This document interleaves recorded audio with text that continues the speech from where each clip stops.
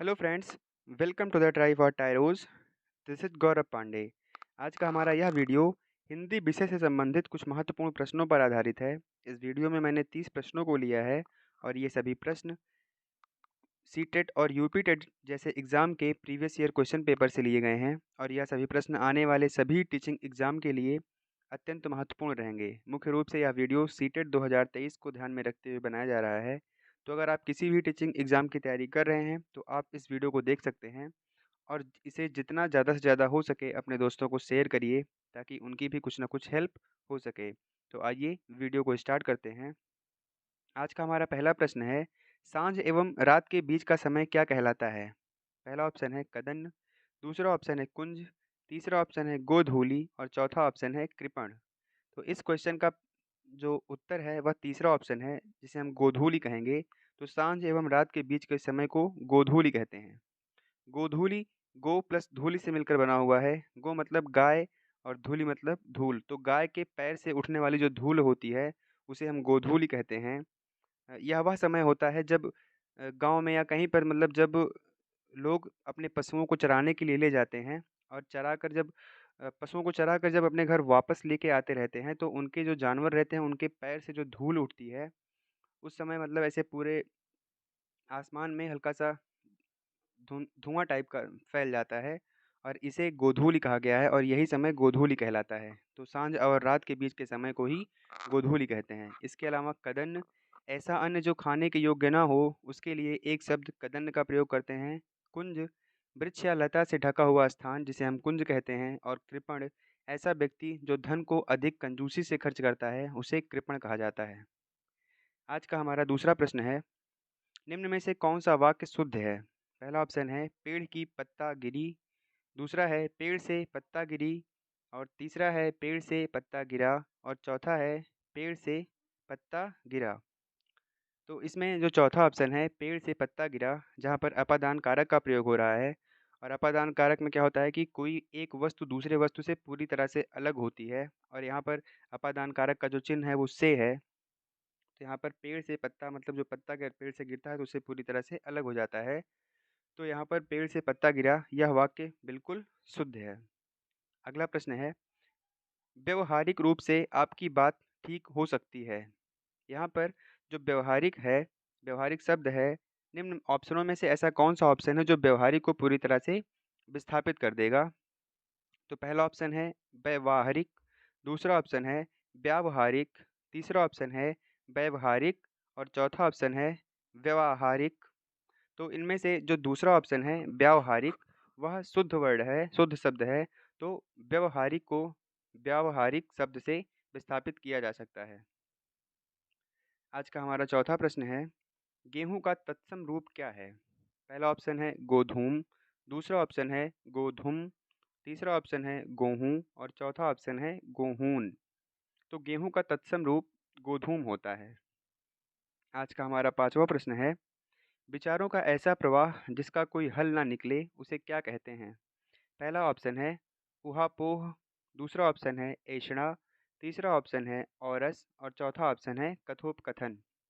तो विचारों का ऐसा प्रवाह जिसका कोई हल ना निकले उसके लिए एक शब्द ऊहापोह का प्रयोग करते हैं जो कि पहले ऑप्शन पे है। तो इस प्रश्न का सही उत्तर ऊहापोह है। इसके अलावा ऐषणा, ऐषणा शब्द सांसारिक वस्तुओं को प्राप्त करने की इच्छा के लिए एक शब्द का प्रयोग किया जाता है जिसे हम ऐषणा कहते हैं।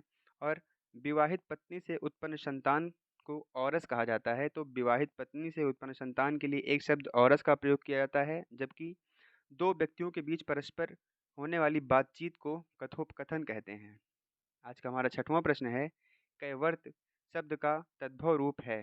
कैवर्त शब्द का तद्भव रूप है, पहला ऑप्शन है केवल, दूसरा ऑप्शन है केवट, तीसरा ऑप्शन है मल्लाह और चौथा ऑप्शन है नाविक। तो कैवर्त जो शब्द है यह केवट का, इसका जो कैवर्त है इसका तद्भव रूप केवट है।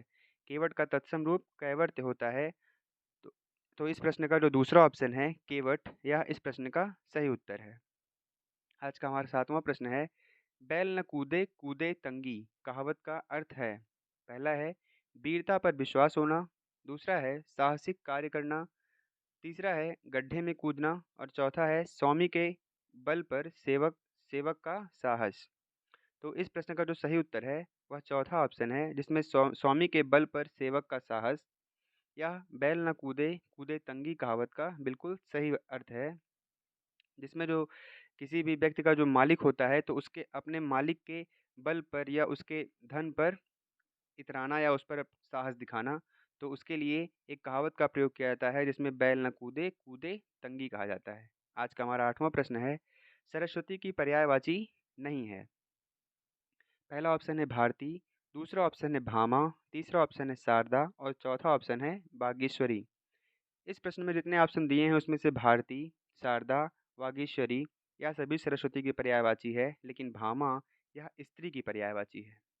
स्त्री के अन्य पर्यायवाची औरत, महिला, नारी, अबला ये सब स्त्री के पर्यायवाची हैं, जबकि सरस्वती की अन्य पर्यायवाची भारती, शारदा, वीणापति, गिरा, इहा, इला, ब्राह्मी, श्री, वागीश, वागेश्वरी आदि है। आज का हमारा 9वां प्रश्न है, निम्न में से कौन सा मदिरा की पर्यायवाची नहीं है। पहला ऑप्शन है शुरा, दूसरा ऑप्शन है अमी, तीसरा ऑप्शन है मधु मधु और चौथा ऑप्शन है मध्य।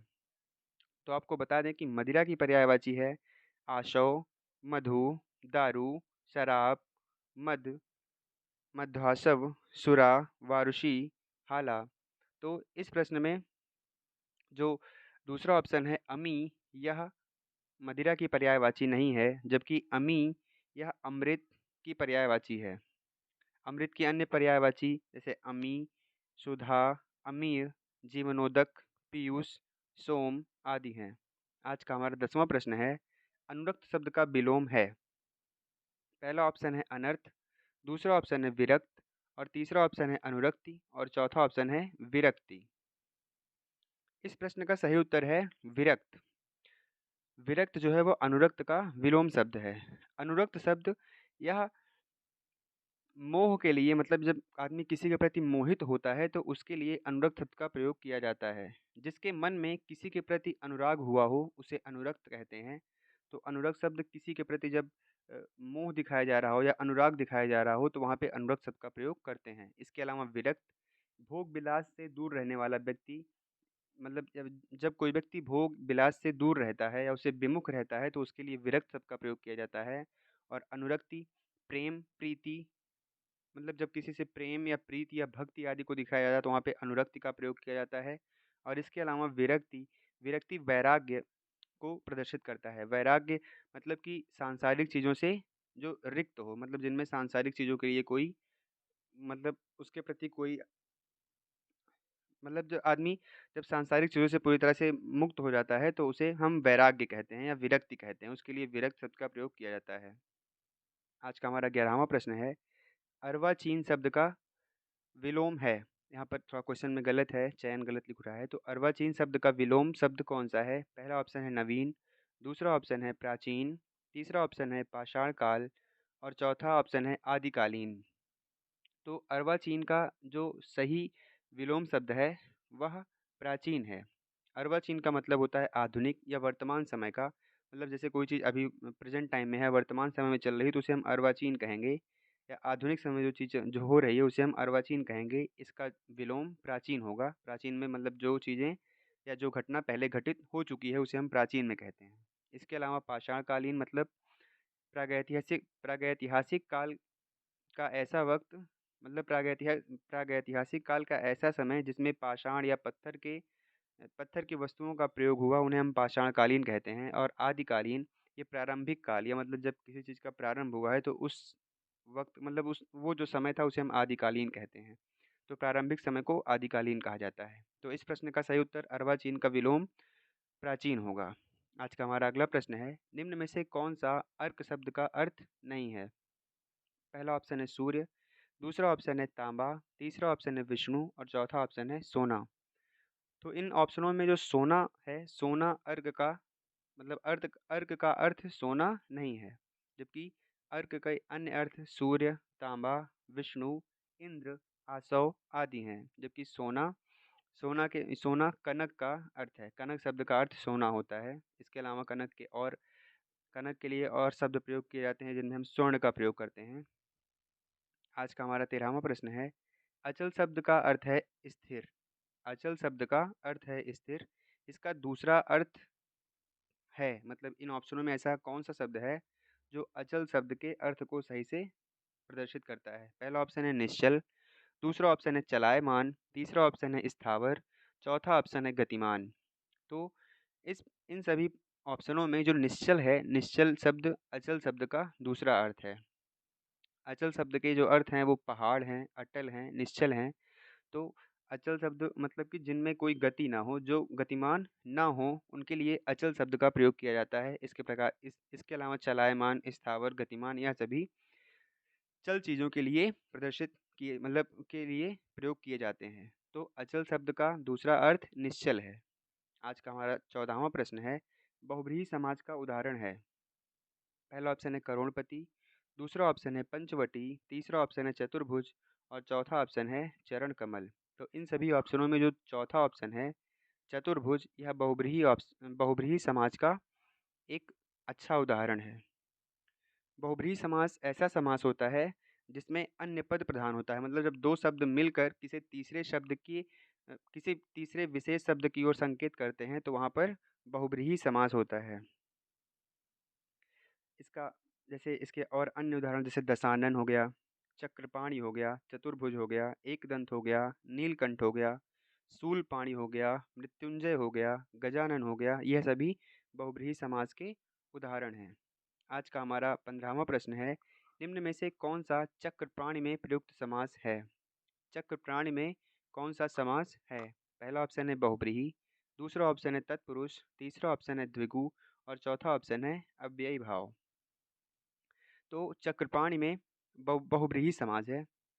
चक्रप्राणि चक्रपाणि जो शब्द है इसमें बहुब्रीहि समास है। बहुब्रीहि समास इसमें अन्य पद प्रधान होता है। जब दो शब्द मिलकर किसी तीसरे शब्द की ओर संकेत करते हैं तो वहाँ पर बहुब्रीहि समास होता है।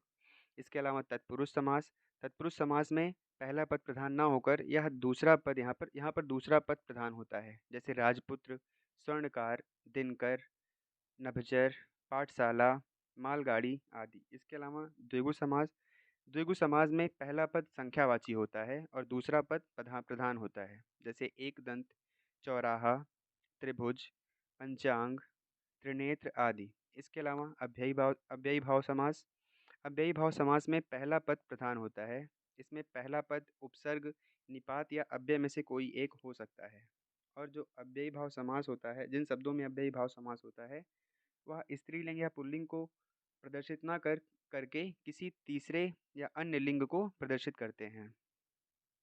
और जब किन्हीं शब्दों की आवृत्ति बिना योजक चिन्ह के होती है तो वहाँ पर अव्ययी भाव समास होता है, जैसे दिनों दिन, रातों रात, हाथों हाथ आदि।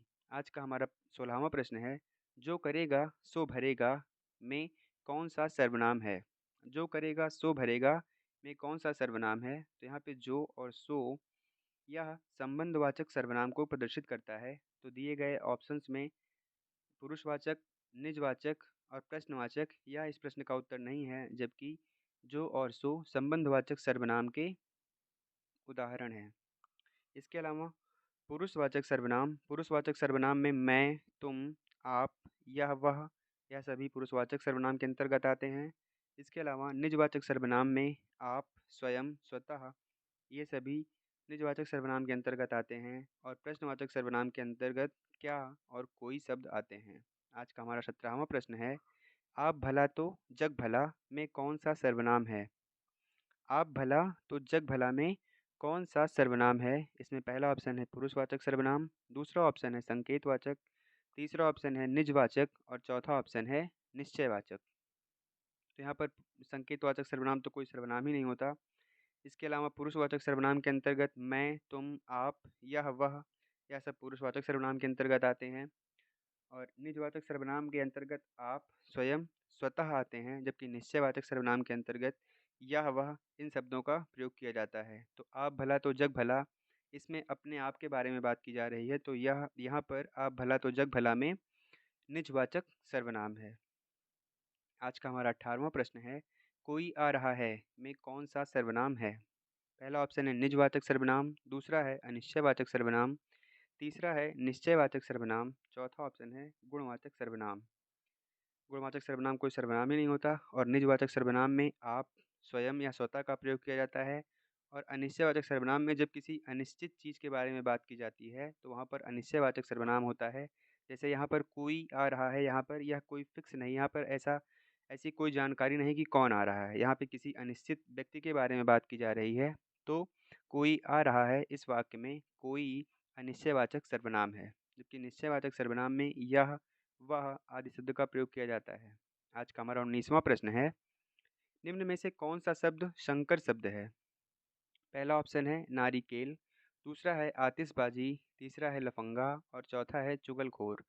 संकर शब्द वे शब्द होते हैं जो दो भाषा से मिलकर बने होते हैं, उन्हें हम संकर शब्द कहते हैं। तो इस प्रश्न का जो चौथा ऑप्शन चुगलखोर है वह दो शब्दों से मिलकर बना हुआ है, तो इसलिए जो चौथा ऑप्शन है वह इस प्रश्न का सही उत्तर है और चुगलखोर एक संकर शब्द है। आज का हमारा 20वां प्रश्न है, सुमित्रा में प्रत्यय है। सुमित्रा में प्रत्यय है, पहला ऑप्शन है आ, दूसरा है त्रा, तीसरा है इत्रा और चौथा है मित्र। तो सुमित्रा में, यह सुमित्रा जो शब्द है सुमित्र प्लस आ से मिलकर बना हुआ है, तो सुमित्रा में आ प्रत्यय है। तो इस प्रश्न का जो पहला ऑप्शन आ है वह सही उत्तर है।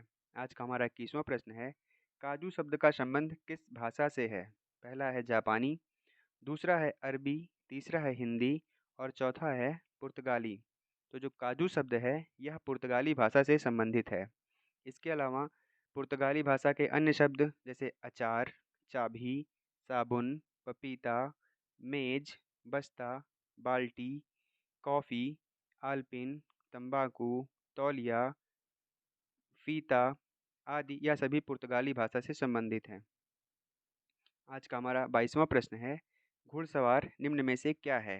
पहला ऑप्शन है निरर्थक, दूसरा है योग रूढ़, तीसरा है रूढ़ और चौथा है यौगिक। तो घुड़सवार जो शब्द है यह दो शब्द से मिलकर बना हुआ है, घुड़ प्लस सवार। तो यह एक यौगिक शब्द है। यौगिक शब्द वे शब्द होते हैं जो दो भाषा से मिलकर बने होते हैं। यह इसके अंतर्गत संधि वाले शब्द भी आते हैं, मतलब जिन शब्दों में संधि हो सकती है वह सभी यौगिक शब्द के अंतर्गत आते हैं। समास वाले शब्द यह भी यौगिक शब्द के अंतर्गत आते हैं। और योग रूढ़, ये योग रूढ़ ऐसे शब्द होते हैं जो, मतलब जैसे ये दो शब्दों से मिलकर बने तो होते हैं, लेकिन यह उन शब्दों का अर्थ प्रकट ना करके किसी तीसरे शब्द की ओर संकेत करते हैं, जैसे बहुब्रीहि समास में होता था। तो बहुब्रीहि समास के जितने भी उदाहरण हैं वह सभी योग रूढ़ शब्द के उदाहरण हैं। और रूढ़ शब्द ऐसे शब्द होते हैं जिनके और अधिक टुकड़े नहीं किए जा सकते, या किसी एक शब्द के लिए रूढ़ होते हैं, मतलब इनका एक कोई फिक्स अर्थ होता है। जैसे अगर हम पानी की बात करें तो पानी एक रूढ़ शब्द है, पानी के और टुकड़े करेंगे तो इनका कोई अर्थ नहीं निकलेगा। आज का हमारा 23वां प्रश्न है, जिन शब्दों की व्युत्पत्ति का पता नहीं चलता उन्हें क्या कहते हैं? पहला ऑप्शन है तद्भव, दूसरा ऑप्शन है तत्सम, तीसरा ऑप्शन है देशज और चौथा ऑप्शन है संकर। पहला ऑप्शन तद्भव, तद्भव हम कह सकते हैं कि ये दो शब्द से मिलकर बना हुआ है, तद प्लस भव। तो जो शब्द संस्कृत शब्द से उत्पन्न होते हैं उन्हें हम तद्भव शब्द कहते हैं। तत्सम या तत् प्लस सम शब्द से बना हुआ है, तो कह सकते हैं कि जो शब्द संस्कृत शब्द के समान होते हैं उन्हें तत्सम कहा जाता है। जबकि देशज ऐसे शब्द होते हैं जिनकी व्युत्पत्ति का कोई पता नहीं चलता या बोलचाल की भाषा से स्वतः उत्पन्न होते हैं। तो ऐसे शब्द जो बोलचाल की भाषा से स्वतः ही उत्पन्न हो जाते हैं, जिनकी व्युत्पत्ति का कोई पता नहीं चलता, उन्हें हम देशज शब्द कहते हैं। जबकि संकर शब्द ऐसे शब्द होते हैं जो दो या दो से अधिक भाषाओं से मिलकर बने होते हैं। आज का हमारा 24वां प्रश्न है, अभिधा शब्द शक्ति में तो पहला ऑप्शन है वाच्यार्थ प्रकट होता है, दूसरा ऑप्शन है व्यंग्यार्थ प्रकट होता है, तीसरा ऑप्शन है लक्ष्यार्थ प्रकट होता है और चौथा ऑप्शन है विचित्र अर्थ प्रकट होता है। तो अभिधा शब्द शक्ति में ये मुख्यार्थ अर्थ प्रकट होता है, इसमें मतलब मुख्य अर्थ प्रकट होता है। तो पहला ऑप्शन जो है वाच्यार्थ प्रकट होता है, दूसरा है व्यंग्यार्थ प्रकट होता है और तीसरा है लक्ष्यार्थ प्रकट होता है और चौथा है विचित्र अर्थ प्रकट होता है। तो इनमें से जो पहला ऑप्शन है वाच्यार्थ प्रकट होता है, तो अभिधा शब्द शक्ति के द्वारा वाच्यार्थ प्रकट होता है। जो अभिधा शब्द शक्ति है उसमें जो शब्द कहे जाते हैं बिल्कुल उन्हीं, मतलब उन शब्दों का ही बिल्कुल साफ साफ अर्थ निकलता है। जैसे सूर्यकांत त्रिपाठी निराला की एक कविता है, वह तोड़ती पत्थर।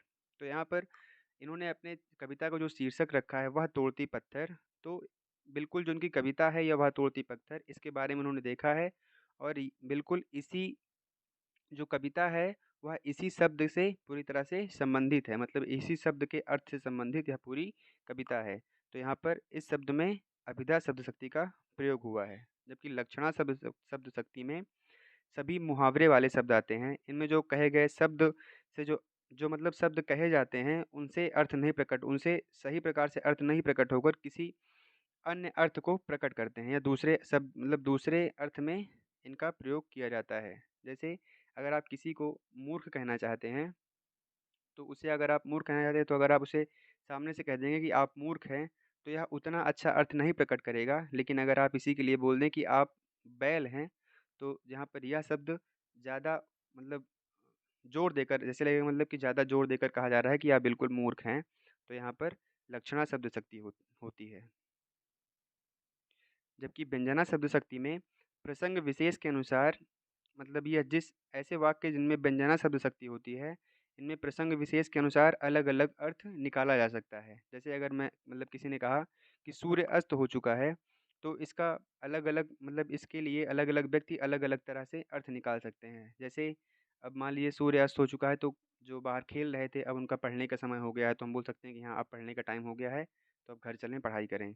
और घर की जो महिलाएं होती हैं उनके लिए जब बोला जाए कि सूर्य अस्त हो चुका है, तो इसका मतलब हुआ कि हाँ अब जो सारा काम दिन का है वो ख़त्म हो चुका है, अब शाम का काम मतलब शाम के खाने की व्यवस्था की जाए। तो सूर्य अस्त हो चुका है उनके लिए उसका दूसरा अर्थ है। ऐसे अलग अलग लोगों के लिए जो शब्द जिनमें व्यंजना शब्द शक्ति होती है वह अलग अलग लोगों के लिए अलग अलग अर्थ प्रकट करते हैं। और यह व्यंग्यार्थ होता है, व्यंग्यार्थ प्रकट करता है। आज का हमारा 25वां प्रश्न है, कबीर वाणी के डिक्टेटर थे, इस वाक्य में कौन से विराम चिन्ह का प्रयोग हुआ है? पहला है उद्धरण चिन्ह, दूसरा है विवरण चिन्ह, तीसरा है पूर्ण विराम और चौथा है पुनरुक्त सूचक। तो कबीर वाणी के डिक्टेटर थे, इनमें ऊपर दो कॉमा टाइप के लगे हुए हैं, इन्हें हम उद्धरण चिन्ह कहते हैं। उद्धरण चिन्ह जब किसी कथन को ज्यों का त्यों लिखा जाता है तब वहाँ पर उद्धरण चिन्ह का प्रयोग किया जाता है। और अर्धविराम ऐसे चिन्ह होते हैं, मतलब जब किसी वाक्य में हमें हल्का सा विराम लेना होता है तो वहाँ पर अर्धविराम चिन्ह का प्रयोग किया जाता है। जबकि पूर्ण विराम किसी एक वाक्य के पूरी तरह से पूर्ण हो जाने के बाद पूर्ण विराम का प्रयोग करते हैं। और पुनरुक्त सूचक शब्द ऐसे शब्द होते हैं जब मतलब पुनरुक्त सूचक जो चिन्ह होता है, मतलब जब किसी वाक्य में किसी शब्द को दोबारा लिखना होता है, मतलब उनकी पुनरुक्ति होती है, तब वहाँ पर पुनरुक्त सूचक अ, चिन्ह का प्रयोग किया जाता है। आज का हमारा 26वां प्रश्न है, समानाधिकरण शब्दों के बीच किस चिन्ह का प्रयोग किया जाता है? पहला ऑप्शन है कॉमा, मतलब ऐसे हम विराम कहते हैं, दूसरा है अर्धविराम, तीसरा है विवरण चिन्ह और चौथा है विस्मय सूचक चिन्ह। तो इसमें जो कॉमा है जिसे हम विराम चिन्ह बोलते हैं, या समानाधिकरण शब्दों के बीच इनका प्रयोग किया जाता है। कॉमा का प्रयोग मतलब जब कोई दो शब्द बिल्कुल सेम टाइप के हों, एक ही अर्थ प्रकट करने वाले हों, एक तरह के शब्द हों, तो वहाँ पर समानाधिकरण का शब्द प्रयोग किया जाएगा। जैसे अगर राम श्याम लिखा है, तो अगर कहीं वाक्य में राम श्याम गीता सीता कुछ ऐसे लिखा है, तो वहाँ पर हम कॉमा का प्रयोग करके मतलब कॉमा का प्रयोग कर सकते हैं। तो समानाधिकरण शब्दों के बीच में कॉमा का प्रयोग किया जाता है। इसके अलावा आज का 27वां प्रश्न है, चोरी का माल मोरी में मुहावरे का क्या अर्थ है? पहला ऑप्शन है गलत ढंग से कमाया गया धन गलत जगह खर्च होता है। दूसरा ऑप्शन है चोरी किया गया माल मोर का हो जाता है। तीसरा है चोरी करने मोर को ले जाना और चौथा उपयुक्त में से कोई नहीं। तो इस प्रश्न का जो पहला उत्तर है गलत ढंग से कमाया गया धन गलत जगह ही खर्च होता है, वह इस प्रश्न का सही उत्तर है। तो चोरी का माल मोरी में इस मुहावरे का सही अर्थ है कि गलत ढंग से कमाया गया धन गलत जगह ही लगता है, मतलब कि अगर कोई व्यक्ति गलत तरीके से पैसे कमा रहा है तो उसका पैसा व्यर्थ ही जाएगा, वो किसी काम का नहीं होगा। आज का हमारा 28वां प्रश्न है, तत्सम तद्भव युग में निम्न में से कौन सा युग्म गलत है? पहला ऑप्शन है अक्षोट अखरोट, दूसरा है भ्रमर भौरा, तीसरा है अट्टालिका अटारी, चौथा है हल्दी हरदी। तो इनमें पहला ऑप्शन जो अक्षोट और अखरोट है, यह तत्सम और तद्भव का एक सबसे अच्छा मतलब सही युग्म है। मतलब कि क्या अखरोट का जो तत्सम होता है वो अक्षोट ही होता है। और इसी तरह दूसरे ऑप्शन में भौरा, भौरे का तत्सम भ्रमर होता है, जबकि अटारी का तत्सम अट्टालिका होता है।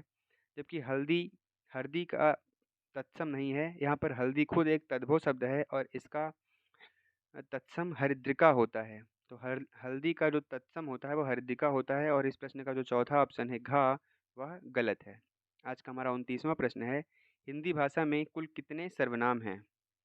पहला ऑप्शन है 15, दूसरा ऑप्शन है 11, तीसरा ऑप्शन है 10 और चौथा ऑप्शन है 6। तो हिंदी भाषा में कुल मिलाकर 11 सर्वनाम हैं। हिंदी भाषा में कुल मिलाकर 11 सर्वनाम हैं, जो जैसे मैं, तुम, आप, कोई, कौन, क्या, जो, सो, कुछ, यह, वह, यह सभी हिंदी भाषा में प्रयोग होने वाले सर्वनाम हैं। आज का हमारा 30वां और लास्ट प्रश्न है, ऋषि का स्त्रीलिंग क्या होता है? पहला ऑप्शन है ऋषिका, दूसरा ऑप्शन है ऋषिण, तीसरा ऑप्शन है ऋषि और चौथा ऑप्शन है ऋषि पत्नी। तो इन सभी ऑप्शनों में जो पहला ऑप्शन ऋषिका है, वह ऋषि शब्द का सही स्त्रीलिंग रूप है।